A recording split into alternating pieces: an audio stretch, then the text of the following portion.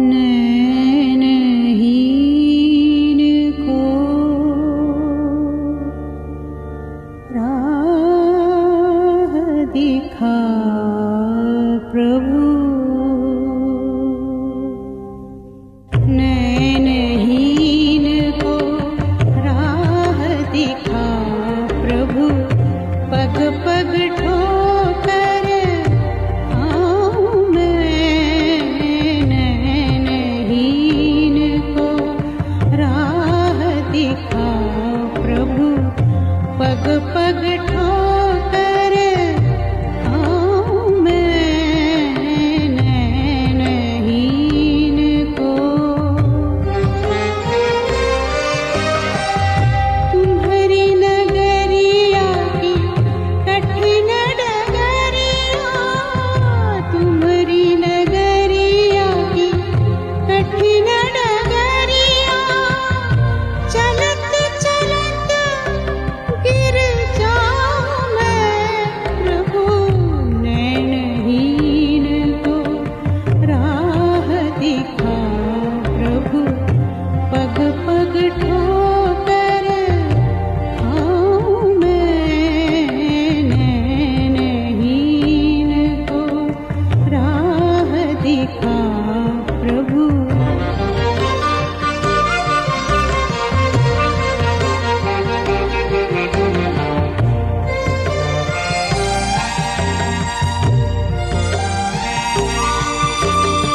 चहूर मेरे घोर अंधेरा, भूल न जाऊं द्वार तेरा, चहूर मेरे घोर अंधेरा, भूल न जाऊं द्वार तेरा। एक बार प्रभु हाथ पकड़ लो, एक बार प्रभु हाथ पकड़ लो, एक बार प्रभु हाथ पकड़ लो, मन का दीप जलाऊं मैं प्रभु, नैनहीन को राह दिखा प्रभु, पग पग ठोकर आऊं मैं, नैनहीन को।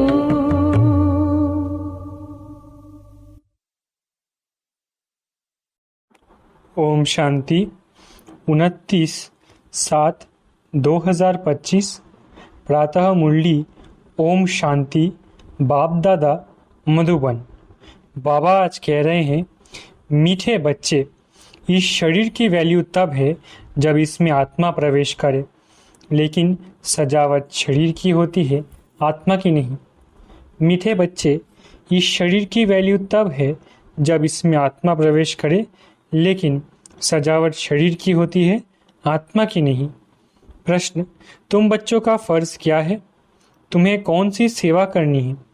उत्तर, तुम्हारा फर्ज है अपने हम जिन्स को नर से नारायण, नाड़ी से लक्ष्मी बनने की युक्ति बताना। तुम्हें अब भारत की सच्ची रूहानी सेवा करनी है। तुम्हें ज्ञान का तीसरा नेत्र मिला है, तो तुम्हारी बुद्धि और चलन बड़ी रिफाइन होनी चाहिए। किसी में मोह जरा भी ना हो। गीत, नयनहीन को राह दिखाओ। ओम शांति। डबल शांति। तुम बच्चों को रिस्पॉन्ड करना चाहिए। ओम शांति। हमारा स्वधर्म है शांति। तुम अभी शांति के लिए थोड़ी ही कहाँ जाएंगे। मनुष्य मन की शांति के लिए साधु संतों के पास भी जाते हैं ना। अब मन बुद्धि तो है आत्मा के ऑर्गन्स। जैसे ये शरीर के ऑर्गन्स है, वैसे मन बुद्धि और चक्षु। अब चक्षु जैसे ये नयन है, वैसे वो नहीं है। कहते हैं, हे प्रभु, नयनहीन को राह बताओ। अब प्रभु व ईश्वर कहने से वो बाप का लव नहीं आता है। बाप से तो बच्चों को वर्षा मिलता है। यहाँ तो तुम बाप के सामने बैठे हो, पढ़ते भी हो। तुमको कौन पढ़ाते हैं? तुम ऐसे नहीं कहेंगे कि परमात्मा व प्रभु पर आते हैं, तुम कहेंगे शिव बाबा पर आते हैं। बाबा अक्षर तो बिल्कुल सिंपल है भी बाप दादा। आत्मा को आत्मा ही कहा जाता है, वैसे वो परम आत्मा है। वो कहते हैं परम आत्मा यानी परमात्मा तुम्हारा बाप है। फिर मुझ परम आत्मा का ड्रामा अनुसार नाम रखा हुआ है शिव। ड्रामा में सबका नाम भी चाहिए ना। शिव का मंदिर भी है। भक्ति मार्ग वालों ने तो एक के बदले अनेक नाम रख दिए हैं और फिर ढेर के ढेर मंदिर बनाते रहते हैं। चीज़ एक ही है। सोमनाथ का मंदिर कितना बड़ा है, कितना सजाते हैं। महलों आदि की भी कितनी सजावट रखते हैं। आत्मा की तो कोई सजावट नहीं है। वैसे परम आत्मा की भी सजावट नहीं है, वो तो बिंदी है। बाकी जो भी सजावट है वो शरीरों की है। बाप कहते हैं न हमारी सजावट है न आत्माओं की सजावट है, आत्मा है ही बिंदी। इतनी छोटी बिंदी तो कुछ पार्ट बजा ना सके। वह छोटी सी आत्मा शरीर में प्रवेश करती है तो शरीर की कितने प्रकार की सजावट होती है। मनुष्यों के कितने नाम हैं। किंग क्वीन की सजावट कैसे होती है। आत्मा तो सिंपल बिंदी है। अभी तुम बच्चों ने ये भी समझा है, आत्मा ही ज्ञान धारण करती है। बाप कहते हैं मेरे में भी ज्ञान है ना, शरीर में थोड़ी ही ज्ञान होता है। मुझ आत्मा में ज्ञान है। मुझे ये शरीर लेना पड़ता है तुमको सुनाने के लिए। शरीर बिगड़ तो तुम सुन ना सको। अब ये गीत बनाया है, नयनहीन को राह बताओ। क्या शरीर को राह बतानी है? नहीं, आत्मा को। आत्मा ही पुकारती है।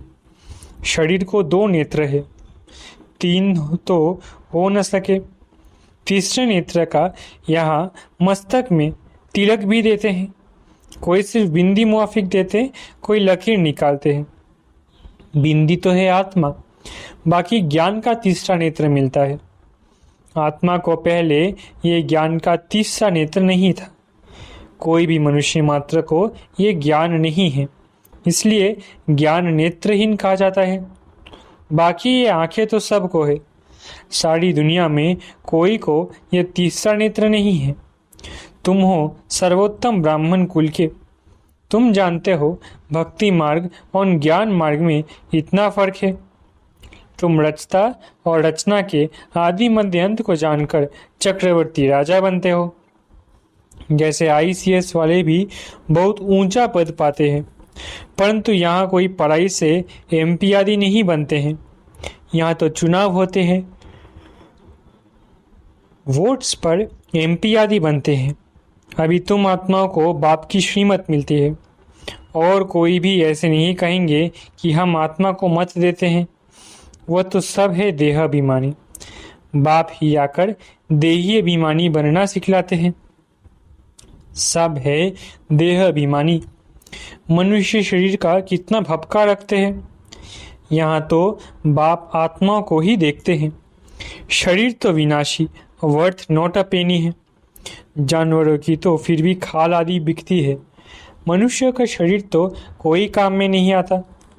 अब बाप आकर वर्थ पाउंड बनाते हैं। तुम बच्चे जानते हो कि अभी हम सो देवता बन रहे हैं तो ये नशा चढ़ा रहना चाहिए, परंतु ये नशा भी नंबरवार पुरुषार्थ अनुसार रहता है। धन का भी नशा होता है ना।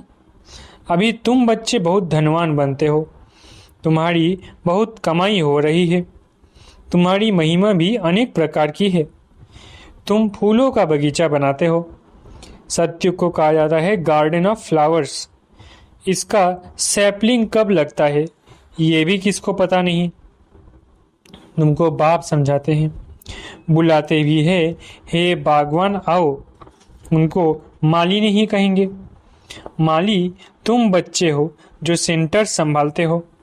माली अनेक प्रकार के होते हैं, बागवान एक ही है। मुगल गार्डन के माली को पगार भी इतना बड़ा मिलता होगा ना। बगीचा ऐसा सुंदर बनाते हैं तो सब देखने आते हैं। मुगल लोग बहुत शौकीन होते थे। उनकी स्त्री मरी तो ताजमहल बना, उनका नाम चलाता है। कितने अच्छे अच्छे यादगार बनाए हैं। तो बाप समझाते हैं मनुष्य की कितनी महिमा होती है। मनुष्य तो मनुष्य ही है। लड़ाई में ढेर के ढेर मनुष्य मरते हैं, फिर क्या करते हैं? घासलेट पेट्रोल डाल खलास कर देते हैं। कोई तो ऐसे ही पड़े रहते हैं, दफन थोड़े ही करते हैं, कुछ भी मान नहीं। तो अब तुम बच्चों को कितना नारायणी नशा चढ़ना चाहिए। यह है विश्व के मालिक बने का नशा। सत्यनारायण की कथा है तो जरूर नारायण ही बनेंगे। आत्मा को ज्ञान का तीसरा नेत्र मिलता है, देने वाला है बाप। तीजरी की कथा भी है। इन सब का अर्थ बाप बैठ समझाते हैं। कथा सुनाने वाले कुछ भी नहीं जानते, अमर कथा भी सुनाते हैं। अब अमरनाथ पर कहाँ दूर दूर जाते हैं, बाप तो यहाँ आकर सुनाते हैं, ऊपर तो सुनाते नहीं हैं। वहाँ थोड़ी ही पार्वती को बैठ अमर कथा सुनाई। ये कथा आदि जो बनाई है ये भी ड्रामा में नूंद है, फिर भी होगा। बाप बैठ तुम बच्चों को भक्ति और ज्ञान का कंट्रास्ट बताते हैं। अभी तुमको ज्ञान का तीसरा नेत्र मिला है। कहते हैं ना, हे प्रभु अंधों को राह बताओ। भक्ति मार्ग में पुकारते हैं, बाप आकर तीसरा नेत्र देते हैं जिसका कोई को पता नहीं है सिवाय तुम्हारे। ज्ञान का तीसरा नेत्र नहीं है तो कहेंगे चुंचा धुंधकारी। आंखें भी कोई की कैसी होती है।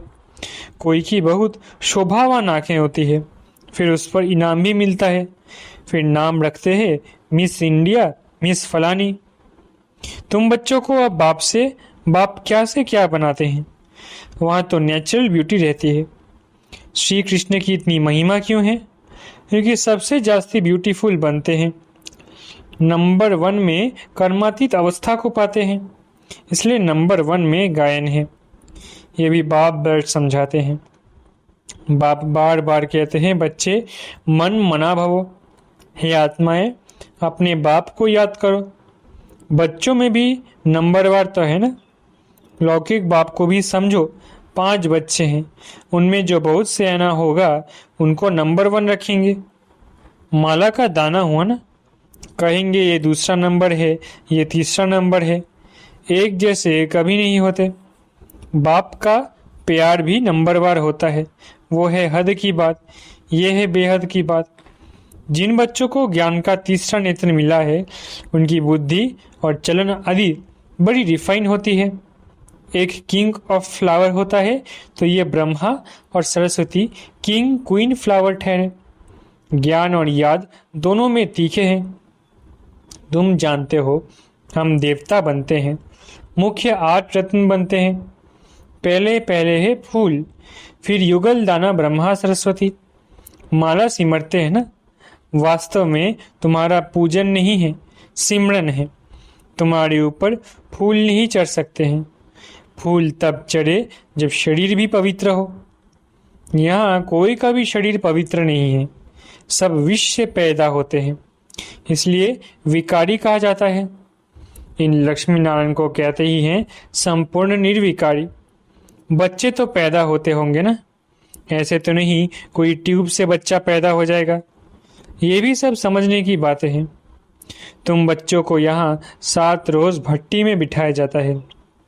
भट्टी में ईंटें कई तो पूरी पक जाती है, कोई कच्ची रह जाती है। भट्टी का मिसाल देते हैं। अब ईंट की भट्टी का थोड़ी ही शास्त्र में वर्णन हो सकता है। फिर उसमें बिल्ली की भी बात है। गुल बकवाली की कहानी में भी बिल्ली का नाम दिखाया है। दीवे को बुझा देती थी। तुम्हारा भी ये हाल होता है। माया बिल्ली विघ्न डाल देती है, तुम्हारी अवस्था को ही गिरा देती है। देहाभिमान है पहला नंबर, फिर और विकार आते हैं। मोह भी बहुत होता है। बच्ची कहिए मैं भारत को स्वर्ग बनाने की रूहानी सेवा करूंगी, मोहवश माँ बाप कहते हम अलाउ नहीं करेंगे। ये भी कितना मोह है। तुम्हें मोह की बिल्ली या बिल्ला नहीं बनना है। तुम्हारी एम ऑब्जेक्ट ही यह है। बाप आकर मनुष्य से देवता, नर से नारायण बनाते हैं। तुम्हारा भी फर्ज है अपने हम जिन्स की सेवा करना, भारत की सर्विस करना। तुम जानते हो हम क्या थे, क्या बन गए हैं। अब फिर पुरुषार्थ करो राजाओं का राजा बनने के लिए। तुम जानते हो हम अपना राज्य स्थापन कर रहे हैं। कोई तकलीफ की बात नहीं। विनाश के लिए भी ड्रामा में युक्ति रची हुई है। आगे भी मूसल और से लड़ाई लगी थी। जब तुम्हारी पूरी तैयारी हो जाएगी, सब फूल बन जाएंगे, तब विनाश होगा। कोई किंग ऑफ फ्लावर, कोई गुलाब, कोई मोतियां हैं। हर एक अपने को अच्छी रीति समझ सकते हैं कि हम अक है व फूल है। बहुत है जिनको ज्ञान की कुछ धारणा नहीं होती। नंबरवार तो बनेंगे ना, या तो बिल्कुल हाईएस्ट या तो बिल्कुल लोएस्ट। राजधानी यहाँ ही बनती है। शास्त्र में तो दिखाया है, पांडव गल मरे फिर क्या हुआ, कुछ भी पता नहीं। कथाएं तो बहुत बनाई हैं, ऐसी कोई बात है नहीं। अभी तुम बच्चे कितने स्वच्छ बुद्धि बनते हो। बाबा तुमको बहुत प्रकार से समझाते रहते हैं। कितना सहज है, सिर्फ बाप को और वर्षे को याद करना है। बाप कहते हैं मैं ही पतित पावन हूँ। तुम्हारी आत्मा और शरीर दोनों पतित हैं। अब पावन बनना है। आत्मा पवित्र बनती है तो शरीर भी पवित्र बनता है। अभी तुमको बहुत मेहनत करनी है। बाप कहते हैं बच्चे बहुत कमज़ोर है, याद भूल जाते हैं। बाबा खुद अपना अनुभव बताते हैं। भोजन पर याद करता हूँ, शिव बाबा हमको खिलाते हैं, फिर भूल जाते हैं, फिर स्मृति में आता है। तुम्हारे में भी नंबरवार पुरुषार्थ अनुसार है। कोई तो बंधन मुक्त होते हुए फिर भी फंस मरते हैं। धर्म के भी बच्चे बना देते हैं। अभी तुम बच्चों को ज्ञान का तीसरा नेत्र देने वाला बाप मिला हुआ है। इनको फिर नाम दिया है तीजरी की कथा, अर्थात तीसरे नेत्र मिलने की कथा। अब तुम नास्तिक से आस्तिक बनते हो। बच्चे जानते हैं बाप बिंदी है, ज्ञान का सागर है।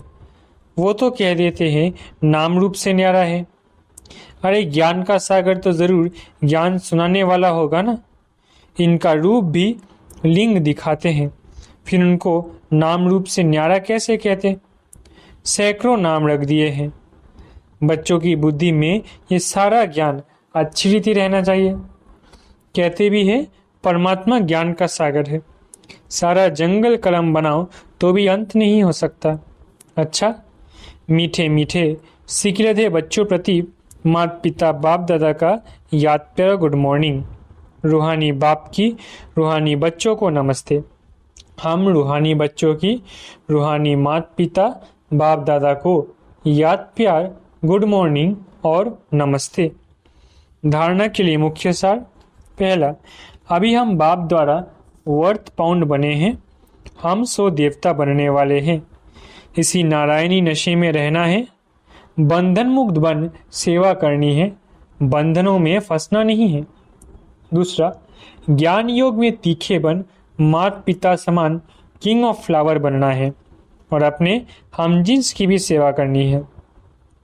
वरदान, अपने सर्व खजानों को अन्य आत्माओं की सेवा में लगाकर सहयोगी बनने वाले सहज योगी भव। अपने सर्व खजानों को अन्य आत्माओं की सेवा में लगाकर सहयोगी बनने वाले सहज योगी भव। सहज योगी बनने का साधन है सदा अपने को संकल्प द्वारा, वाणी द्वारा और हर कार्य द्वारा विश्व की सर्वात्माओं के प्रति सेवाधारी समझ सेवा में ही सब कुछ लगाना। जो भी ब्राह्मण जीवन में शक्तियों का, गुणों का, ज्ञान का और श्रेष्ठ कमाई के समय का खजाना बाप द्वारा प्राप्त हुआ है, वो सेवा में लगाओ, अर्थात सहयोगी बनो तो सहज योगी बन ही जाएंगे। लेकिन सहयोगी वो ही बन सकते हैं जो संपन्न हैं। सहयोगी बनना अर्थात महादानी बनना। स्लोगन, बेहद के वैरागी बनो तो आकर्षण के सब संस्कार सहज ही खत्म हो जाएंगे। स्लोगन, बेहद के वैरागी बनो तो आकर्षण के सब संस्कार सहज ही खत्म हो जाएंगे। अव्यक्त इशारे, संकल्पों की शक्ति जमा कर श्रेष्ठ सेवा के निमित्त बनो। जैसे अपने स्थूल कार्य के प्रोग्राम को दिनचर्या प्रमाण सेट करते हो, ऐसे अपनी मनसा समर्थ स्थिति का प्रोग्राम सेट करो तो संकल्प शक्ति जमा होती जाएगी। अपने मन को समर्थ संकल्पों में बिजी रखेंगे तो मन को अपसेट होने का समय ही नहीं मिलेगा। मन सदा सेट अर्थात एकाग्र है तो स्वतः अच्छे वाइब्रेशन फैलते हैं, सेवा होती है। अच्छा, ओम शांति। शुक्रिया बाबा।